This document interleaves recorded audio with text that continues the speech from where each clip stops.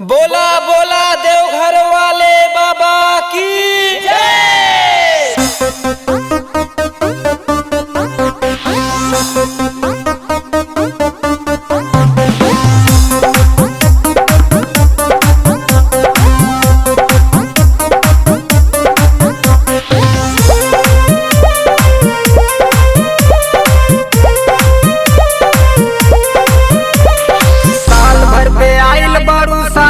सहार से सावन के महीना फिरी बानी हम घर से सूट सलवार ले लगे रुआ कलार के बरसता बदर हो देखो झर झर से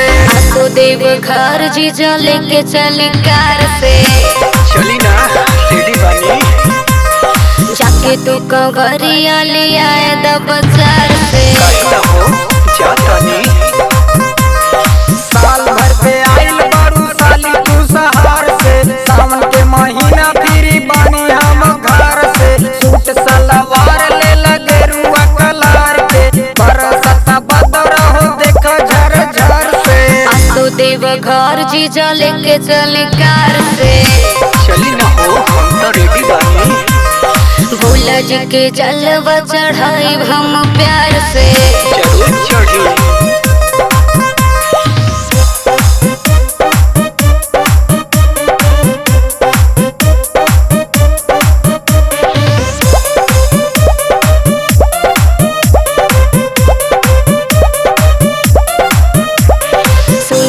की दानियों में बोड़ हवे भोला शिव शिव चपल से कष्ट नहीं होला यही से सावन में लागेला हो मेला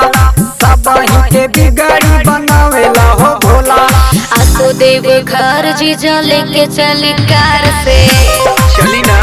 रेडी बानी जाके तू कवरिया ले आए द बाजार से हो जाता नहीं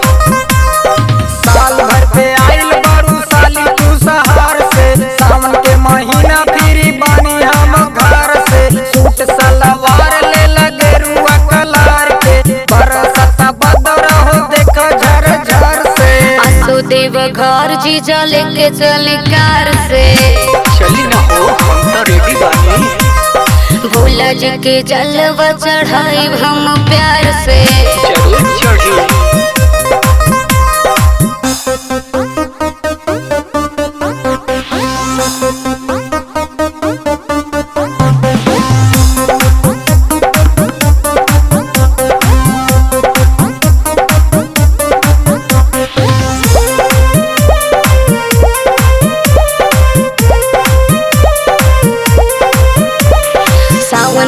भंगिया लगावेला जय भोग दुख दर्द भोला हर लेवे रो